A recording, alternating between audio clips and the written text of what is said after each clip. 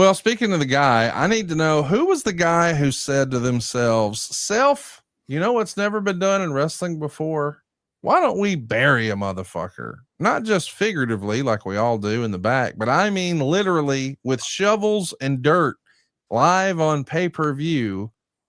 When you remember hearing they're going to do a buried alive main event, and it's not just where they, as I think Sean Waltman would say, pencil fuck the guys, but instead, no, they're actually literally going to dig a hole and put a man in it and then cover it up with dirt. How was that received amongst the boys in the locker room? Is this a little silly, a little scary, a little stupid combination of this? There were times JR kind of heard that expression and didn't come to the dressing room for a while. The old pencil fuck. Yeah. We had some pretty spontaneous combustible guys that sometimes probably should be avoided, even by the booker. I remember hearing this and I didn't know what we're going to do. I damn sure didn't know because I'm one of the ones that buried him, right? Yeah, you're out there helping at the end of the match. I couldn't remember if it was there or San Antonio. I thought it was San Antonio. I'll tell you how bad I am. I thought we did anyway, but I remember hearing this and thinking, it's going to have something. You don't know if it's going to be cool or not. Sometimes when you try stuff, it comes across really bad. And sometimes when you do stuff, it comes across really cool. So I think the jury was completely out from the boys because we've seen some stuff end up in disasters that we thought were going to be cool. And we've seen some stuff ended up really cool that we thought would be disasters. So you never know until it plays out. So you show up to the building that day and there's a giant mound of dirt and there's already a hole there and there's a headstone that the company still has and they have it in the warehouse and it still tickles me to see it to this day. And I know this is a magic trick and I know that there's a little escape pod or whatever on the side, but take me through that day when, as best as you can remember of how you guys are going to pull this off. Is this something that requires a giant walkthrough or what do you remember? No, they didn't even smarten us up. The guys that were doing the burying up to what was being done. Now we saw it, because we were there all day. So we saw all the stuff, underneath the mound and all that stuff. But they didn't even smarten us up because it wasn't important to us. We're just supposed to fill a hole in. So it wasn't like, hey guys, here's how we're doing it. It's all safe. Don't worry about it. I mean, I think they were hoping that we knew that somebody wasn't actually getting buried. So we didn't have to be smartened up to it, but we're just told to get a bunch of shovels and fill up a grave, which is one of the dumbest things they ever thought that somebody could do. It's probably not the best idea. Now, it's clearly something that wasn't all that well thought out. I don't believe this is when Vince Russo is knee deep in booking. Do you think Russo's involved at this point? I remember him being on Livewire in like January of 97. So that's just a couple of months after this. So maybe he was. Was this a Russo idea? Is it a Vince McMahon idea? If you had to guess, what would you bet? If I had to guess, it's a Vince idea. Because the hand coming up and the buried alive, it just sounds like Vince. I'm talking about Vince McMahon. It just sounds like Vince McMahon. Now, maybe it was Vince Russo. I don't remember their timeline when Russo was there and when Russo wasn't. But this to me sounds something. And if I'm wrong, I certainly could be. This sounds to me like something like Vince will come up with. We're gonna bury him alive. We're gonna bury him on live TV. I can see Vince coming up with this. This seems like 100% a Vince McMahon idea. I'm curious how you remember feeling about some of the effects. Like we're going to have a lightning strike right in the middle of the building. And then the Undertaker's glove will come through the top and let everybody know that he's not dead. He's actually alive. That's a little over the top for me. And I know that, in my WWE fan group circles, this is almost blasphemous. Well, that's October 20th. I didn't realize. Yeah, dude, it's unbelievable that we're doing this on the anniversary of this. But what I'm driving at is here. I just saw that on the tombstone, so that's why I was. Watch this with us here at somethingtowrestle.com. John, it was a year prior to this, Halloween Havoc 95, where we saw the Yeti come down and buttfuck Hulk Hogan at Halloween Havoc right after the Giant had been shoved off of the top of a building and then came back to life a few years later to win the world title in his very first match. So that was a stretch. That was a bridge too far. That was a bit of a stretch for wrestling fans, and they still make fun of that silliness all these years later. But just 1 year later, we're going to bury a guy alive, and then he will summon lightning, and then his hand will pop up through the grave. And this all happens just 1 year after the silliness of that Dungeon of Doom situation a year prior. But people continue to clown on the WCW stuff. But this buried alive match is not ridiculed nearly enough for me. If this would have been a Dungeon of Doom idea, people would still be shitting on this today. But this gets a pass. Is that the power of the Undertaker, or do the victor go the spoils, and nobody talks about it that way because it was the WWF? No, it's the power of the Undertaker. 100%. If this had been done with somebody else, I mean, this was a horrible idea. The whole thing was freaking preposterous, and it's, WWE had been getting bashed since the Papa Shango stuff and the Warrior throwing up and all this stuff and the caskets and all these things. I mean, you're wrestling purist, hated this stuff, and absolutely hated it. I'd go back down to Texas and go, oh, those guys are ruining wrestling. Every one of those guys would have gone to work for Vince in a heartbeat. Before the phone call got over, they'd have been booking their flight to go up there. They just loved bashing it because, one, it was fun to bash, but two, they didn't have a job there. That's where most of it come from. The WCW stuff, that was horrible. This was a terrible idea. It worked. It worked because of the Undertaker.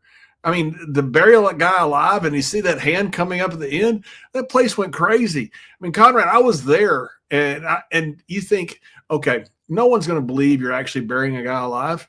I believe Crush was out there. Dustin was out there. Is that right? That was part of the group that was out there. Because I believe I told Crush, there's Crush and Dustin. I believe I told Crush, brother, watch your back. Somebody's going to come over that rail. Because the fans were in shock and horror about this. They thought we were burying him alive. I mean, as crazy as that sounds, they thought we were putting a human being in the dirt and burying him alive. And I remember telling Crush, brother, you better watch the crowd. Somebody's coming over that rail. That was what I was thinking at the time, because people were just looking at it like, I can't believe that they're doing this. This is too much, too far that they're going with this storyline. And so the people bought it. As crazy as that is, with the lightning, with the hand, I don't know if you suspend belief enough to think, okay, this is actually happening, or you just want to get involved and you care. Maybe that's what it is. I couldn't help but notice one of the guys standing out there was Terry Gordy in his executioner get up. Was that gimmick doomed from the start, or was it never going to work with Terry? This was really a favor to Doc Hendricks, aka Michael Hayes, and he just wasn't capable of doing it at that level anymore. What do you think it was? He wasn't capable anymore. And I love Gordy. And people ask me all the time where I got, about my clothesline from. It wasn't from Stan. I got it from Gordy. I mean, the way Gordy threw the clothesline with like a baseball, that's where I got the clothesline. I 100% stole most of my stuff when I started from Gordy, not from Wyndham and not from Stan. People, always thought I stole it from Barry Windham and Stan Hansen. Man, I copied almost everything Gordy did. There was a time Gordy would take a backdrop, off a power bomb, but he'd hold on to the guy and he'd roll over with him, get back up, and still go ahead and give it to him. I stole that from him. Nobody did. I remember I did that with WWE with Tommy Dreamer. People say, "Oh, I've never seen that before." Well, I have. I've seen it freaking 50 times. That's why I stole it from Terry Gordy. Gordy was different level, man. He was we're having a big man thing coming up, and I didn't mention Gordy, so we got to make an amends here and put Gordy in there as one of the greatest big men of all time. Gordy was just incredible. Unfortunately, the incident that happened, he wasn't the same Gordy. He was just still the nicest guy.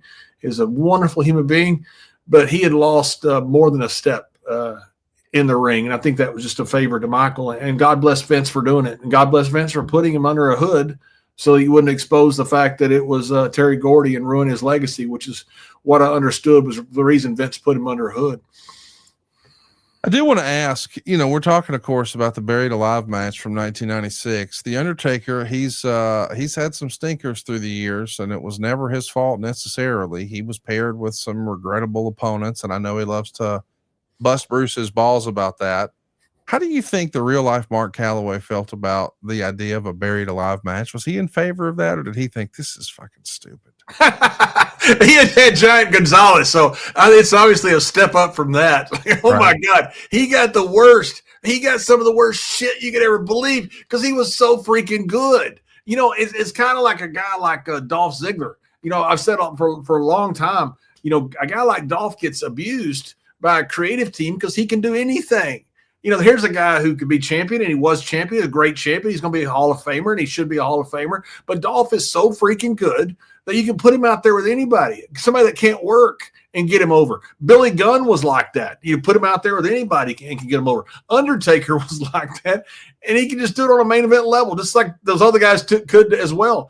And Taker got stuck with it in freaking WrestleManias. Taker got stuck with it in all kinds of big matches. Like, hey, we got this idea. We're going to put this 7-foot tall guy in a muscle suit and like a big freaking half ape, half man. We're going to stick him out there with you. Can he work? No, not at all. You'll be fine. Yeah, he got some of the worst shit in the 90s. There was a lot of bad shit in the 90s. Taker got some of the worst of it because he could work so freaking well. And he could do anything. And I don't know what his thought was. I'd love to talk to him about it and ask him, what would you think when you first talking about getting buried alive? I have a feeling he was probably for it because they'd already done the casket matches, and those were over. Those were really getting over, the casket matches. I was in I was in a bunch of caskets. So they always rib me, they somehow couldn't find, a way to open it once you get in there. It's funny how that always happened. And Taker was always dealing with this shit. But I think Taker was probably for this because I think he knew he could make this work. I mean, Conrad, by the way, I was there live. This thing worked. As crazy as it is and as stupid as it was, this thing worked. SaveWithConrad.com. My name's Daryl. Came from Massachusetts and I moved to Wisconsin. And there's a lot of people that might be asking, why go with Conrad? Why go with Supreme Lending? And let me tell you something, brother.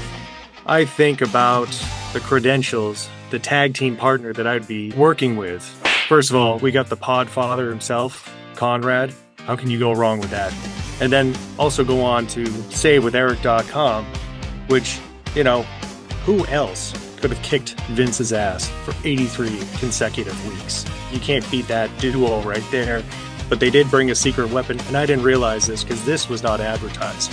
I worked closely with Larry the Axe Thompson.